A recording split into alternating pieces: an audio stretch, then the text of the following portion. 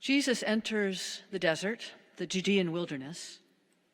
The wilderness is remote, inaccessible, inhospitable. It is an arid expanse, rocky, sandy, marked by natural terraces and deep, steep, dangerous ravines. It's not a safe place. It is a lonely place. It is here that Jesus spends 40 days and 40 nights fasting and tempted. The story has it that the devil appears and tempts Jesus, flattering him, wooing and enticing him to assume power, to grasp the reins, to take charge, to step up, to run the show. That's what's at stake in this story, in this crossroads for Jesus: power. The three tests to which the devil subjects Jesus are all variations on the single theme: power. In a word, the devil is hoping to corrupt Jesus. Wouldn't that be a coup? Power is a potent corrupter. And the question at the heart of the story is this: Jesus, Son of God, what sort of Christ will you be? What manner of power will you wield? We're not talking about the kind of horsepower that propels a boat, nor the kind of muscle power that sends a well-hit baseball deep out of the park.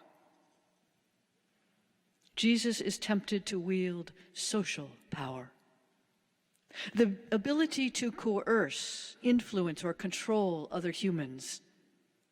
In Jesus' case, as he is the Son of God and rather clever with miracles, the temptation is to razzle-dazzle us, astonish and amaze, delight and beguile us.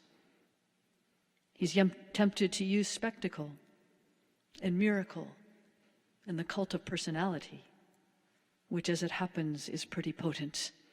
It is real power. Jesus resists this kind of power. He rejects it in favor of a different sort of power: the power of love,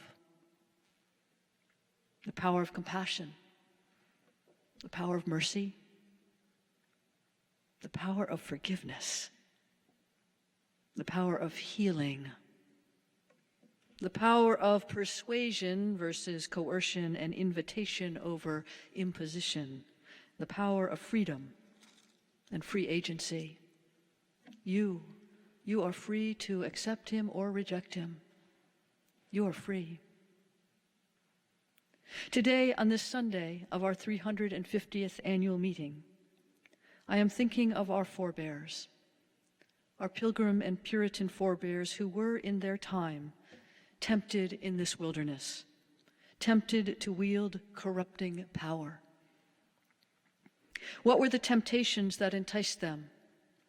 First, our forebears were tempted to import to this soil a way of ordering life that was, in the 1600s, unquestioned in England and Europe, from whence they had come: aristocracy, a system of peerage, nobility, gentry, the hereditary right to royalty, the forming of a government in which power is held only by nobility. Our forebears resisted this temptation. They found no biblical justification for ordering human society in this way. Indeed, they saw much biblical justification for ordering human society with equity, equality, equality. Now, they had their class system, to be sure, and birth and wealth, these mattered, and skin color and gender. But among the men, at least, birth and wealth were not all that mattered. If you were useful, perhaps the best shoemaker in Boston, or if you were unusually pious, or if your contributions to the common good were exceptional, these characteristics, these qualities, could lift you to a place of honor. Second, our forebears, our white male propertied forebears, resisted the temptation to hoard knowledge. They could have prevented women and girls from learning to read. And as was true for much of the South, they could have prevented enslaved persons of African descent, from learning to read. Instead, refusing this temptation to hoard knowledge, to keep it for themselves and to keep it to themselves, our forebears supported literacy for everyone.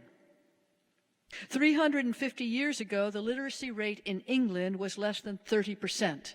350 years ago in Boston, the literacy rate was near 100%, and it was their goal for it to be 100%.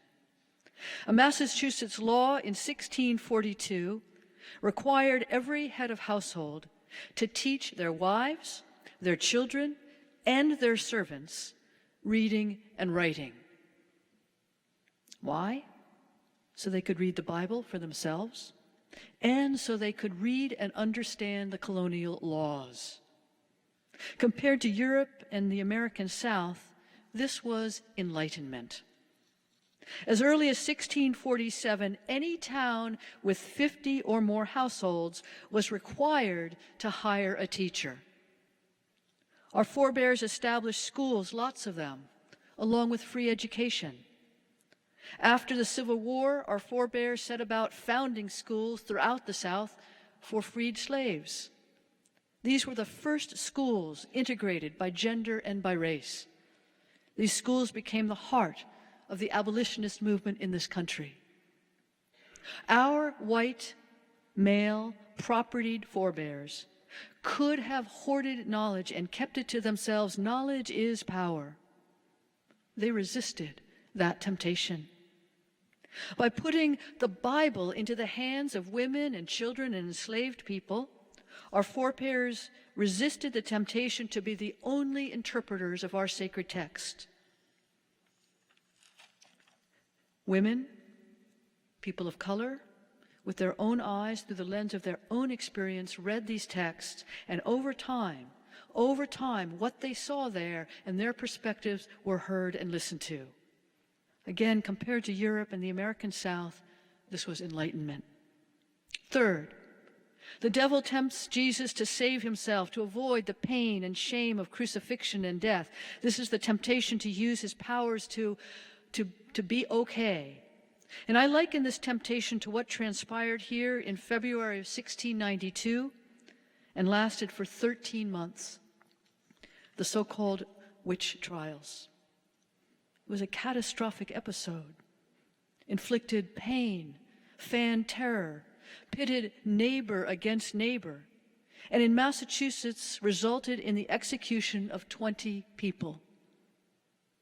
Terrible. But by contrast, the witch trials that raged across England and Europe lasted for hundreds of years, took many tens of thousands of lives, some say up to 100,000 lives. In Europe, the trials wreaked untold havoc and misery and terrorized millions of people for centuries. Our forebears, in ending the madness and the havoc of this outrageous episode, in 13 months, resisted the temptation to save themselves, which is to say they got in harm's way to do right by the accused. Our minister, Samuel Willard, he stood between accuser and accused, and I'm telling you, that's not a safe place to be. And when a founding member of this church, Sea Captain John Alden, was jailed for witchcraft, Samuel Willard at night, under cover of dark, broke him out of jail. Willard risked his life and his reputation, risked being branded a witch himself by association. He did it to save others. He resisted the temptation to save himself. Similarly, our Puritan forebears were opposed to blood sports such as bear baiting and cockfighting. Why? These involved unnecessary injury to God's creatures. They resisted the temptation to wield power over helpless animals. In the words of historian Marilyn Robinson, by the grim standards of the time, our congregational forebears were astoundingly liberal. They were often ridiculed, derided. Still today, they are caricatured as dour, witch-hunting, mirthless religious zealots. That is too easy. Too easy from a distance of 3.5 centuries. Were they a product of their time enmeshed in the mores of their own historical era? Yes, as are we. But they were stretching and pulling and breaking through to a new era, to a dawning era. The founders of this church, 28 men with their wives and some widows, they were the children of religious refugees whose grandparents literally lived in the Middle Ages. They migrated to this wilderness because they believed the church in Europe and England had been corrupted by power. They came here seeking freedom of religion, freedom from dogma, freedom from ecclesiastical hierarchy, freedom of the press.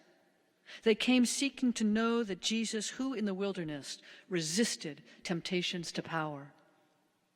I propose that the reason we are who we are today, a progressive Christian community, a moral community, with a heart for the poor and a fierce hankering for justice, is that we are the direct descendants of what our founders started. And about our founders, among them, a butcher, a bricklayer, a brewer, a bookseller, a shoemaker, 2 ship's captains, 2 felt makers, an apothecary, a silversmith, a tailor, several merchants, a town selectman, a schoolmaster.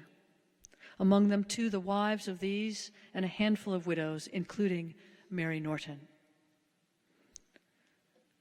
I want to bring these, our forebears, our founding members, into this sacred space today. Maybe they can hear me. Maybe they can see you.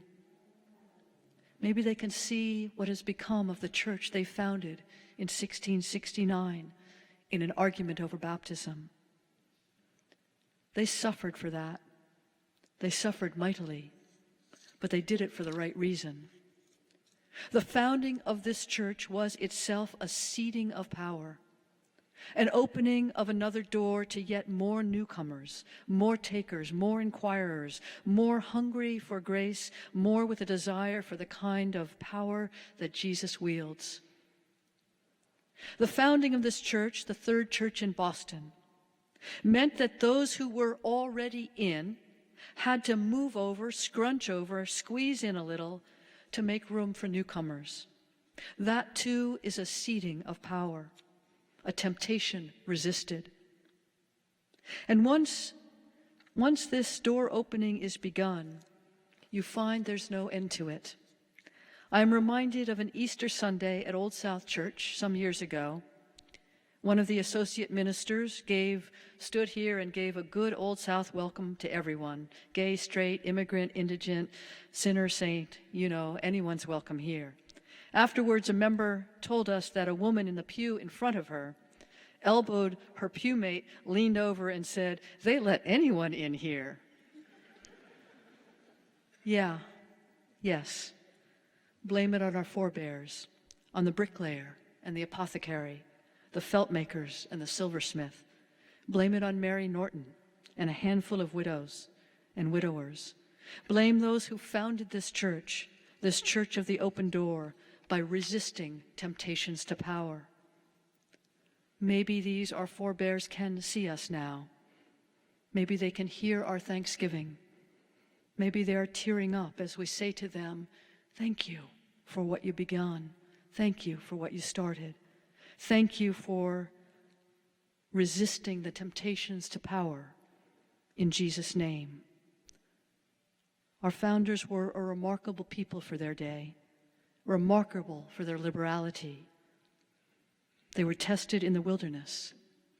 And on this, our 350th, on our anniversary of our 350th annual meeting, I want to say they were tested in the wilderness, and they did not fail. Amen.